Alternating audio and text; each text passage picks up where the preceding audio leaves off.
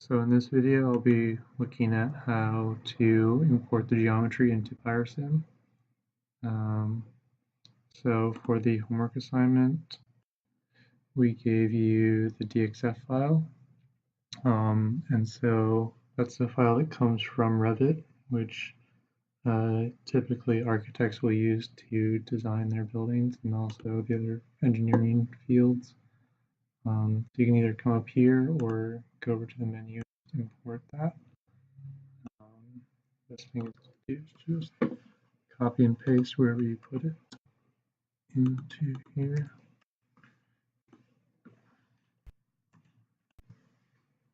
And then you can double click on it.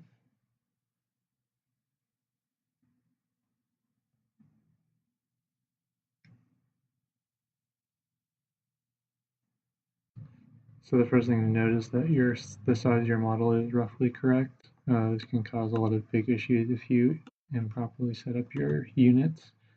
It doesn't really matter what this unit is, you just need to make sure that these numbers are roughly what you think they should be. So if you change it to meters, this is going to be a giant model and it'll cause a lot of errors. So millimeters is kind of the default, so it's best to use that. These are more advanced features which you probably won't need to touch for this project, but there's help in the Pyrosim user guide if you need to change your tolerances and things like that. So now it'll import the DXF file. So what we want to do is we want to import the faces because we care about the floors and the walls and the ceilings. We don't want to necessarily bring in the lines and things like that because it overcomplicates things. One thing that I like to do is move to the Z value of 0. Since we don't have a basement or anything like that, we won't really need to worry about that. So our ground floor will be at 0, just makes things a little bit easier. And then we'll hit finish.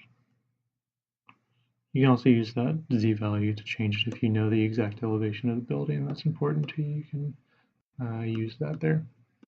So here we can see we imported the DXF file correctly. We can see the buildings here, so we're good to go. Two things to note is when it imports the model, it assigns each face the surface and it colors them based on how it's imported. So if you go over here, these are all the families from Revit. So the walls are going to be one surface. Architecture wall, interior wall, the doors will be another color, another surface. Same with the glazing curtain, there'll be a different thing. But it's important to note that even though they import as a different color, they still have the same material properties, which we'll talk about a little bit later. So yeah.